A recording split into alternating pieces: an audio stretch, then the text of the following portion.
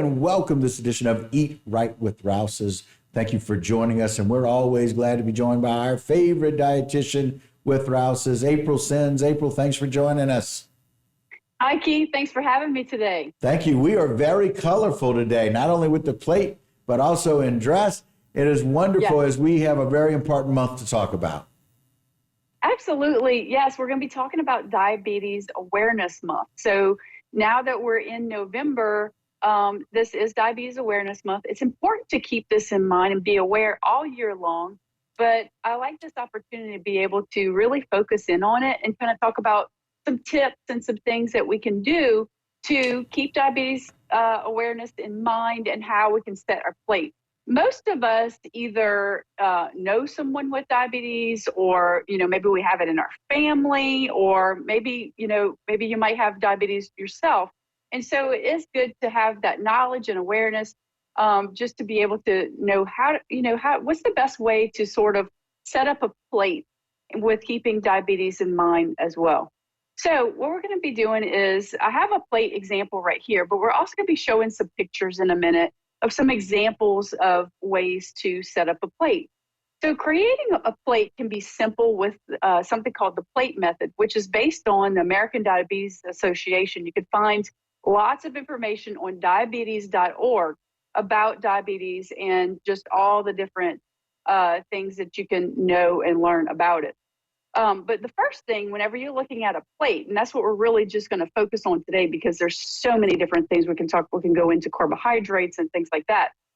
But the first thing we're going to be looking at is, what is the plate size? So look at your plate size and just kind of make sure that the plate is not the largest plate. Maybe it's a medium plate. And the second thing is, we're going to fill half of the plate with non-starchy vegetables. Those can be things that are like your greens, and there's going to be things like asparagus. It's going to be, lots of those types of items that are not starchy. Whereas like a potato is considered more of a starchy vegetable, corn is considered more of a starchy vegetable, so peas as well. So those would not be considered a non-starchy vegetable. Then so that's half the plate is going to be your non-starchy vegetables. A quarter of the plate is going to be lean protein, which right here it says fruits and vegetables, but right here on the plate method for diabetes, it's going to be half the plate. This is the general MyPlate on myplate.gov. But you are going to be putting a quarter grains and a quarter lean protein. So here are some examples, but remember to work with either your registered dietitian, your healthcare provider, to customize your particular needs, especially when it comes down to carbohydrate counting and balancing your blood sugar, your meals, and your medication. So let's show that first picture with the chicken. So this is an example of a weeknight meal where you can make something like a lemon chicken with rosemary and garlic. Keep those flavors in mind. Just because we're making a plate and we're talking about diabetes doesn't mean it doesn't have to have any flavor. You want to be able to enjoy your food as well. Fill half of your plate with a double serving of collard greens with yellow squash.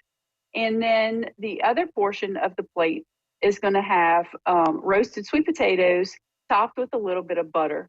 And so you can see how this looks similar to the plate method, where it's half of the non-starchy vegetables, which is going to be the collard greens and the squash. It's going to be the lean protein like the chicken, and then the carbohydrate food is going to be the sweet potatoes. And so looking at the second picture for an example is going to be a plate with some ground turkey meatloaf. And so this is called a Southwest style turkey meatloaf. You can also find some recipes on diabetes.org too for these particular items.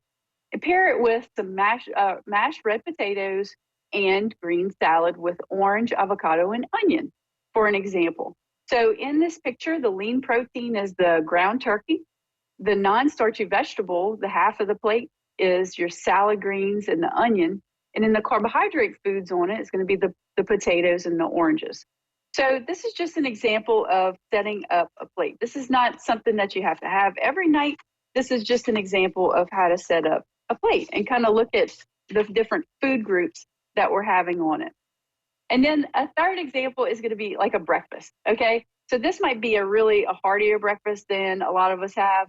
So this is kind of something for everyone, and you could just either take some of these ingredients or just take them all.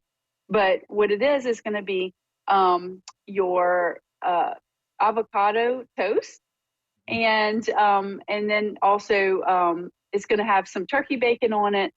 And there's also some Greek yogurt with some blueberries, and there's some tomatoes on top of that sandwich as well. So your lean protein is going to be your turkey bacon and your Greek yogurt.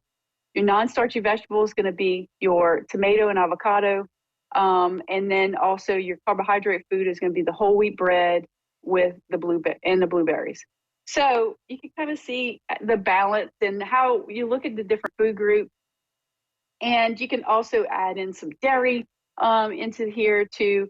And so you could just look at how the plate it has sort of like this more of a balanced look to it. And we're looking at the different food groups and looking at what are we eating.